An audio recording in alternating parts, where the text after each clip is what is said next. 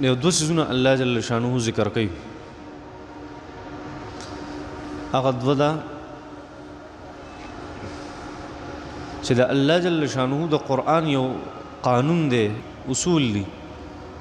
هغه اصول ده چې الله جل شانه توحید ذکر کوي نو فوراً په هغې پسې خپل عدل او انصاف ذکر کوي، یا چرته چې عدل او انصاف ذکر کوي خپل نو وروسته ورسره الله خپل وحدانیت ذکر کوي. دا د الله اصول دي د قرآن. دلته الله جل شانه دغه دواړه ذکر کوي، دواړو طرف ته اشاره کوي. الله لا اله الا هو، دا د الله عبادت ته او توحید دی. او لیجمعنکم الی یوم القیامه، تاسو به د قیامت پر ورځ خامخا زه راجمع کومه. دا هغه خپل عدل طرف ته اشاره کوي الله جل شانه چې فرمایي ومن اصدق من الله حدیثا، د الله نه زیات رښتیا ویونکی څوک کیدی شي. نو خپل عدل هم ذکر کوي او خپل توحید هم ذکر کوي. دا د الله قانون دی. بل ځکه الله جل شانه په سورة طه کې فرمایي انني انا الله لا اله الا انا فاعبدني واقم الصلاه لذكري، چې زه ستا رب یم. موسی علیه السلام ته وایي زما عبادت کوه او عبادت کوه زما د یاد دپاره. نو د خپل توحید ذکر کو. وروسته پسې فرمایي ان الساعة آتیة اکاد اخفیها لتجزا کل نفس بما تسعى. د قیامت ورځ خامخا را روانه ده او په هغې کې به د عدل او د انصاف د عدل معامله به کېږي په قیامت کې. نو خپل عبادت یې ورته ذکر کو، بیا پسې خپل عدل ذکر کو. دغه شان ډېرو ځایونو کې الله جل شانو تذکره کړې ده. اول خپل توحید ذکر کوي او بیا پسې خپل عدل ذکر کوي الله جل شانو. دلته هم هغه شان ده چې الله لا اله الا هو، الله خپل عبادت او توحید ذکر کو او وروسته پسې وایي چې لیجمعنکم الی یوم القیامة لا ریب فیه ومن اصدق من الله حدیث. د الله نه څوک زیات رښتیا نشي ویلی، الله به تاسو د قیامت په ورځ خامخا راجمع کوي. نو دا هغې خلکو ته الله جل شانه د یو خبرې تذکره کوي. مونږ چې وایو شرع ظاهر ګوري، شرع ظاهر ګوري، الله هغه خبره الله جل شانه ثابتوي چې حقیقت ته چې شرع ظاهر ګوري. منافقان مسلمانانو که غیر مسلمو، غیر مسلمو حقیقت دا چې سو غیر مسلمو، خو ناس ته مسلمانانو سره دی او الله جل شانه دا نه وایي چې دا ستا دشمن دی او مړی کا، دا ستا خلاف منصوبې کې او مړی کا. ناس دي مسلمانانو خوا کې. ولې الله جل شانه فرمایي شرع ظاهر ته ګوري. هغه دننه څیزونه د قیامت کار دی، الله جل شانه به د قیامت په ورځ را برسېره کوي. نو منافقان ناس دي د پیغمبر صلی الله علیه وسلم سره او نبی علیه السلام ته دا حکم نه کیږي چې یاره مړی کا، ختم کا، وی وجنه. البته یو عامه خبره ذکر کیږي چې اغم د چا منافقت کله ظاهر شي، بالکل واضح شي، بیا د مسلمان خلاف ودرېږي او هغه جنگ کوي، نبی الله فرمایي دغه منافقانو مړه کا. یا ایها النبی، تقریبا سورة تحریم کې الله جل شانه فرمایي یا ایها النبی جاهد الکفار والمنافقین واغلظ علیهم. د کافرو خلاف هم جهاد وکړه او د منافقانو خلاف هم جهاد وکړه او دوی سره ښه سختي وکړه. په هغې وخت کې چې کله ظاهر شي د هغې منافقت او د کفر سره ودرېږي ښه ښکاره، نو په داسې حالت کې خو د هغې مسلمان خلاف هم جهاد هغه انسان له پکار دی. کم مسلمان چې ځان ته ښه مسلمان وي، ښه مونځ کوي، ښه اودس کوي او ځان ته ښه مضبوط مسلمان وي، د کافر سره ودرېږي، داسې مسلمان خلاف هم بیا جنگ پکار دی چې د مسلمان خلاف د کافر سره ودرېږي. نو الله جل شانه چې د منافقانو د قتل نبی کریم صلی الله علیه وسلم ته حکم نه فرمایي چې پلان کې منافقین، نبی علیہ السلام سره ټول لیست موجود د منافقانو، دا منافقان دي. خو د هغې منافقت خلکو ته نبی علیہ السلام نه ظاهرو، ځکه یو باطني څیزو الله جل شانه په پټه خپل پیغمبر خبر کو او لیست جوړ کو. حضرت حذیفه ابن یمان رضی الله تعالی عنہ له ورکو چې دا والا د منافقانو لیست او دا به صرف تا سره پروت.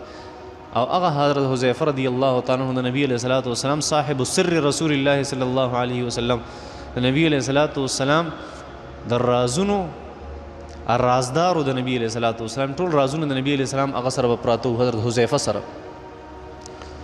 هیڅ چاته پته نه لګېده. یو ګر حضرت عمر رضی الله تعالی عنہ راغی، داسې راتاو شو په مجلس کې، حضرت حذیفه ناست.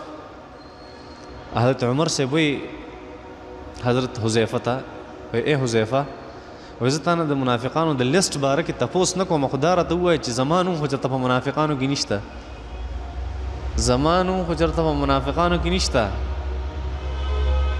او نن سبا د 2020 مسلمان وایي ما ته څه غلطي وښایه، زما څه غلطي، زه خو نیک سړی یم، پاک سړی یم، متقي سړی یم، پرهیزګار سړی یم، ما کې څه غلطي. او عمر څه وایي؟ داسې عمر چې د هغه باره کې نبي علیه السلام وفرمیل لو کان بعدي نبي لکان عمر، زما نه پس پیغمبري چېرته وی نو حضرت عمر به وی. دومره لوی صحابي چې کان وقافا عند کتاب الله، د الله په کتاب د ټول نه زیات عمل کوونکی حضرت عمر. هغه څه وایي لږ زما نوم په دې لیسټ کې وګوره، چېرته زما نوم خو د منافقانو په لیسټ کې نشته. مسلمان وایي دې ته چې دی به د خطرې او د امید په منځ کې زندگی تیروي، چې الله ډېر غفور رحیم ذات دی، زما امید دی چې الله به ما وبخي، خو خپل کوشش کوم، مونځ کوم، اودس کوم، قرآن تلاوت کوم، قرآن سره یې مینه ده، پلانکی کوم د دې دپاره چې د الله جل شانه رحم خو ډېر زیات دی، خو د الله د قانون هېڅ پته نه لګي. کېدای شي په مونږ مهر ووایي چې نه باسه جهنم. د الله رحم هغه ټیک دی د کافرو دپاره. کېدای شي الله جل شانه فرعون هم جنت ته بوځي، څوک خو به اعتراض نشي کولی. دا د الله رحم دی، د الله د رحم طرف مې ته بیان. خو یو د الله جل شانه د قانون طرف ته، د الله قانون دا دی چې مسلمان به جنت ته ځي چې نیکي، او کافر به جهنم ته ځي. دا د الله قانون دی او دا بل د الله رحمت. نو اصل خبره دا وه چې الله جل شانه دې ته مسلمانانو ته دا ترغیب ورکوي چې شر ظاهر ګوري. تاسو به ظاهر ته ګورئ او په سړي باندې به د هغې حکم لګوئ، دننه د زړه خبرې د هغه نه راایستل او په زړه کې وله ورننوتل دا ضروري نه. دې صحابو ته موی کومو صحابو چې په هغې جنګ کې دا یو سړي ظاهري کلمه وي، ظاهري وي چې السلام علیکم، او دوی ورته وایي نه دا مسلمان نه دی او سړی قتل کو. الله فرمیل شریعت ظاهر ته ګوري، بس ظاهر کې هغه کلمه وي، ستاسو زر څه کارو، سړی م وجو، سړی م مړ کو، دا هم څه چلو. نو شر څه ګوري؟ ظاهر ګوري. پوهېږي تحقیق جدا سیز دی، ښه تحقیق جدا سیز دی. زه بیا به درته په سورت حجرات کې بیا بحث وکړم په هغه ځای کې یا ایها الذین آمنوا ان جاءکم فاسق بنبأ فتبینوا ان تصیبوا قوما بجهالة فتصبحوا علی ما فعلتم نادمین. مخکې هم درته ویلو. او په تحقیق کې او د چا د زړه په رازونو لټولو کې په دې کې ډېر غټ فرق دی. صحیح ده. الله جل شانه فرمایي الله لا اله الا هو، الله جل شانه هغه د عبادت لایق ته بل څوک د عبادت لایق نشته. لا یجمعنکم الی یوم القیامه، خامخا به دغه الله تاسو راجمع کي الی یوم القیامه، د قیامت پورې، د قیامت پورې به م راجمع کي. هلکه داسې ووایه چې لا یجمعنکم فی یوم القیامه، په قیامت کې به مو راجمع کي، په قیامت کې به م راجمع کي. پوهېږي؟ نو دی څه وایي الله جل شانه فرمایي چې قیامت پورې به م راجمع کړم، د قیامت پورې. یعنې مطلب دا دی الی یوم القیامه، فی یوم القیامه پکارو اعتراض دی، یو سوال دی. نو الی یوم القیامه د قیامت پورې به تاسو راجمع کي. څه مطلب؟ د قیامت پورې به تاسو مړه کي، نو مرګ ته به م څه کي؟ راجمع به م کي، یا میدان حشر ته به م راجمع کي. پوهېږي؟ نو الی یوم القیامه د قیامت پورې، دا مطلب شو. صحیح ده. قیامت پورې به تاسو راجمع کي، یا به م په مرګ کې راجمع کي ټول، یا به م حشر ته څه کي؟ د حشر میدان ته راجمع کي. دا مطلب دی. ځکه وایي لیجمعنکم، خامخا به الله تاسو راجمع کي الی یوم القیامه، د قیامت پورې. هغه قیامت ورځ داسې ده چې لا ریب فیه، پای کې ریب نشته. لا ریب فیه، پای کې ریب نشته. د ریب معنی شک نه ده، خو زموږ سره پښتو کې بل لفظ نشته د ریب دپاره، ځکه موږ د شک لفظ استعمالوو. لا ریب فیه، په دې کې شک نشته. نور د ریب معنی ریب ده، د ریب معنی ریب ده. ریب یو جدا اصطلاح ده د ذهني تردد دپاره استعمالیږي. بیا راته وایم چې ذهني تردد دپاره په قرآن مجید کې 3 الفاظ استعمالیږي. یو شک دی، شک ځان له د عربی ټکی دی. یو ریب دی، دا ځان له د عربی ټکی دی. یو مریه ده، دا ځان له د عربی ټکی دی. شک دی ته وایي چې یو سړی ذهني تردد راشي او یو طرف ته بل طرف ته صحیح برابري دې ته شک وایي. یو میریه دې ته وایي چې د دواړو طرفونو کې اوستا معمولی شان تردد راغی خو ته دا زیات ټیک کېدی شي دې په مقابله کې یو طرف ته ستا ذهني رجحاني دې ته څه ویلی شي میریه ویلی شي. یو ته ریب ویلی شي. ریب کله چې انسان ته ذهني تردد راشي او په یو مایکرو سیکنډ کې ته واضح شي دا ټیک دی دا غلط دی دې ته څه وایي ریب وایي. الله جل شانو فرمایي د قیامت ته ورځ داسې چې لا ریب فیه لا شک فیه لا مریه فیه نه دی لا ریب فیه په دې کې هیڅ ریب نشته. هغه یو مایکرو سیکنډ دپاره انسان ته ذهني تردد راځي غم پکې نشته. دا دوه ځایونه دي چې الله جل شانو د ریب لفظ استعمالوي په قرآن مجید کې د هغې دپاره. یو د قیامت دپاره ریب لفظ استعمالوي لا ریب فیه یوم القیامت لا ریب فیه په قیامت کې ریب نشته. او ان الساعة آتیة لا ریب فیها او دویم د ریب لفظ د قرآن دپاره راغلی دی ذلک الکتاب لا ریب فیه.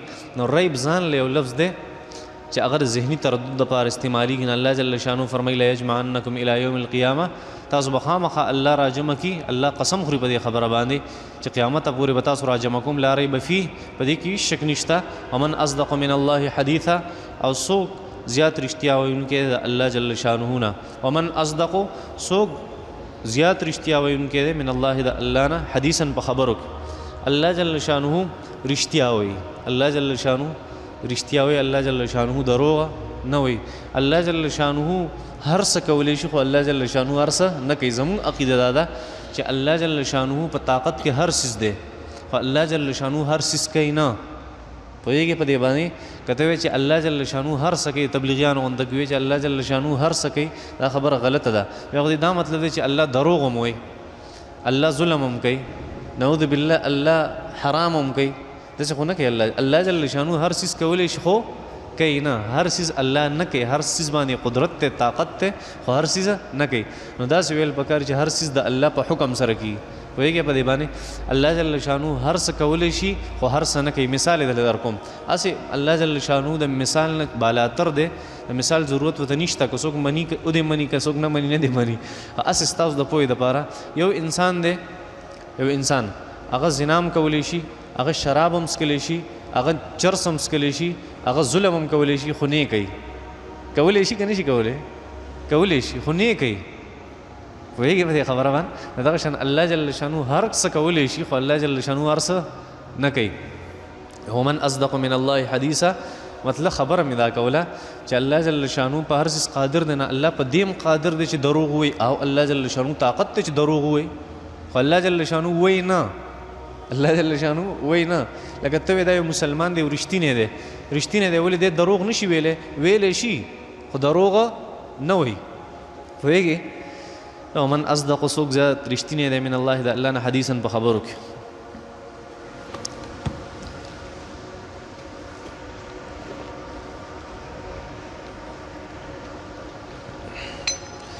خدای خیر.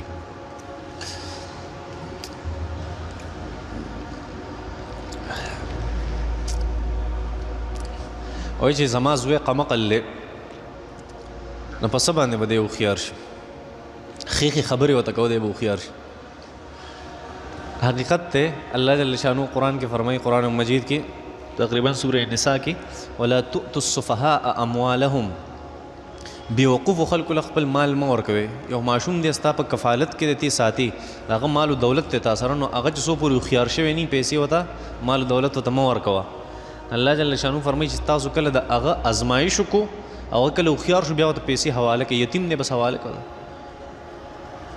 نه. الله جل شانو فرمایي که دی بېوقوفه ایله بېوقوفتیا ته نه یوتي نو ده سره وقولو لهم قولا معروفه خیخې خبرې ورته کوه. نو خیخې خبرې امام رازي رحمت الله علیه لیکلي دي په یو ځای کې دغه آیت مبارکه تحت امام رازي رحمت الله علیه لیکلي دي چې ان القول الجمیل یؤثر فی القلب. دا ښکلې ښکلې خبرې د انسان په زړه کې په زړه باندې ډېر ښه اثر کوي. نو فیزیل الصفح د دې اثر دی د ښو خبرو چې د په زړه ښه اثر وکړي نو د بېوقوفتیا د دې سره ختم شي. نو دی اصل علاج دی.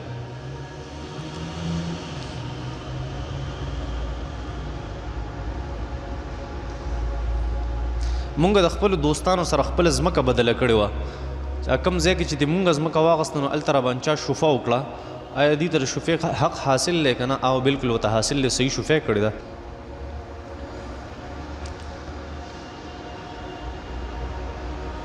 زما لور د 27 سال عمر دی، زما د اجازت نه بغیر د خپل تره زوی سره نکاح کړې ده. زه دغه نکاح ماتولی شم که نه شم ماتولی؟ بلکل نشي ماتولی. صحیح کار یې کړی، غلط کار یې خو نه دی کړی. خپله خوښه یې کار کړی، هغه عاقله بالغه ښځه دی کې ستاسو کار دی. البته پکار دی د احسان معامله دا چې د والدینو نه تپوس پکاري، او چې هغه کړی دی بس د چا پلار ته هم دا اختیار نشته بیا چې هغه دا نکاح ماته کړي. ښه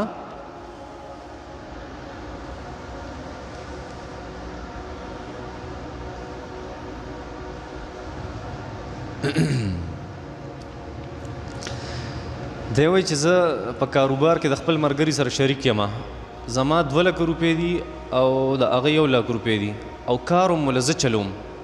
چې کار زه چلوم 3 لک روپۍ مو را جمع کړي، 1 لک د هغه دي او 2 لکه زما دي. نو کار خو ټول زه کوم، اوس زمونږ چې کم پرسنټیج دی 50-50 دی. نه که دا زه چېرته 70% کما 70 او 30% کم دی راشو سره مونږ حساب کتاب وکړو، یا زه د خپل سیوایي کار تنخواه علمنو دا زما لپاره جایز دي که نه دي جایز؟ دا 70 او 30% مقررول دغه خو ټیک دي، خو دا تنخواه اغستل دا ناروا دي. تنخواه به نه علي چې په کم څیز کې ته شریک یې، د شریک ته تنخواه نشي اغستی. پرسنټیج جدا جدا مقرر کړه، هغه له 30 ورکوه، ځان له 70 له. او کم 2 کسان چې شریک په یو معامله کې، نو یو دا نشي ویلی چې دا کار چونکې زه کوم نو ته به دې مله سیوایي تنخواه راکړي. چې شریک یې شریک شریک ته که نه 1 لک روپۍ ده ورکړي، 2 لکه هغه ورکړي.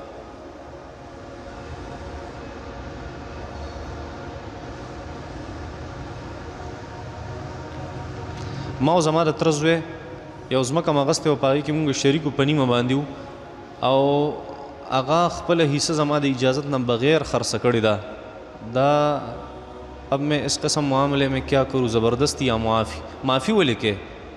تاسو د دې ځمکې په یو ذره په خاوره کې شریک یې، څو پورې تقسیم نه وي شوی، څنګه چې هغه ستا په حصه کې شریک دی دغه شانته د هغه په حصه کې شریک، او که هغه تا ته وایي چې هېڅ هم نشي کولی نو شفا پرې وکړه که نه، هر څه ترې واله. نور هغه ګناه کړی، غلط کار کړی، د خپل شریک د اجازت نه بغیر د هغه څیز خرڅ کړی دی. ټیک دی، تا دې خو نیمه ځمکه درکړه، شی نو متعین شوی، تا له یو طرف درکو، نو ستا به دا طرف خوښ یا به نه وي، خو هغه ته بل طرف خرڅ کړی دی بغیر اجازت. لا یحل مال امرئ الا بطیب نفس منه. نبی علیہ السلام فرمایي د یو مسلمان مال حلال نه دی څو پورې چې د هغه زړه نه یې غوښتي.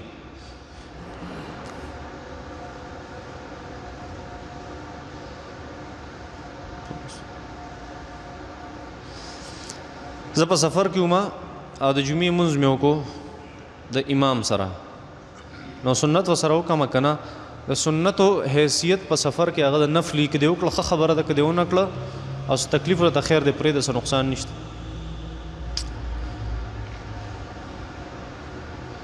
په جومات کې ګیره ګومنځول یا یخته ګومنځول یا سیوایي یخته غورځول دا څنګه دي؟ دا مکروه دي، ناروا دي.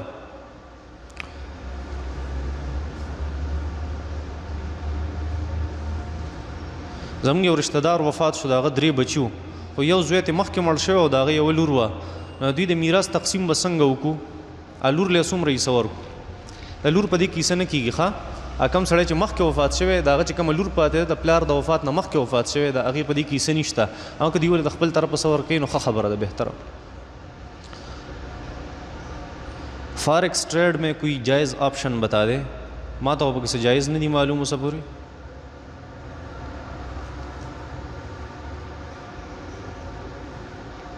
زمونږ د جومات امام دی زمونږ په کلي کې، او هغه ماشومانو ته انګریزي او ساینس ښیي او په جومات کې ورته ښیي او د هغې فیس علي. دا جایز دي که ناجایز؟ جایز نه دي، هغه دپاره ثواب دی چې دا کار کوي، چې پیسې هم دی علي په جومات کې ورته ټیوشن کوي. دی وایي چې دا د جومات بې ادبي ده، د جومات بې ادبي نه ده. ساینس زده کول دا یو علم دی، پوهېږي؟ انګریزي زده کول دا هم یو ژبه ده. په جومات کې دي اسم و معنات نشته چې انګریزي زده کول په جومات کې ناروا دي، پوهېږي؟ بلکې ښه خبره ژبه زده کول مستحب دي، او دنیاوي علوم هم زده کول دا مستحب دي، ښه خبره ده. دی وایي چې پرل دی که پرپل دی؟ پرل یو آنلاین کمپني ده، پرپل لا تخکاري، پرل نه دی. په هغې کې مونږ څه پیسې ورکو او روزانه مونږ ته څه ایډز راځي او مونږ هغه ګورو، بیا کلیک کوو، په هغې مونږ ته نفع راځي क्या इसी कंपनी से हमारा ऐसा बया करना जायज़ है? बिल्कुल नाजायज़ द, नारवा दा। ځکه دا یا اجاره د اجاره او په اجاره کې څوک د اجر نه پیسې نه الی. کم سړی چې یو کار په اجاره باندې کوي هغه نه څوک پیسې نه الی د هغې څیزه. ته چې په سکول کې استاذ نو ته د حکومت سره اجري پوهېږې، د هغې سره په اجاره نو حکومت تا نه چېرته پیسې اخیستې دې پیسې راکړه ته استاذ او په دې کې چې دا کم کاروبار دی نو په دې کې هغې مخکې ایډوانس تا نه پیسې والي، د هغې پیسو مطابق هغې تا ته ایډز رالیږي چې کوم اشتهارات او ته بیا هغه ګورې او په هغې تا ته څه منافع میلاویږي د پیسو مطابق. دا څیز درست نه دی، ښه ناروا دی. یا دا سود دی یا دا جواري ده.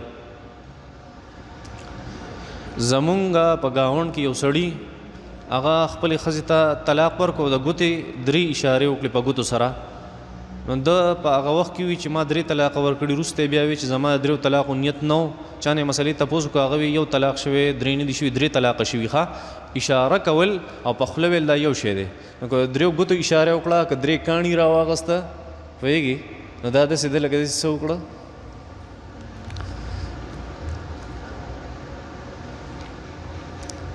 که امام صاحب اول د سورت فاتحې نه مخکې سورت وي بیا سورت فاتحه وي او رکوع ته ښکته شو بیا به سجده سهو کوي که نه؟ سجده سهو به کوي.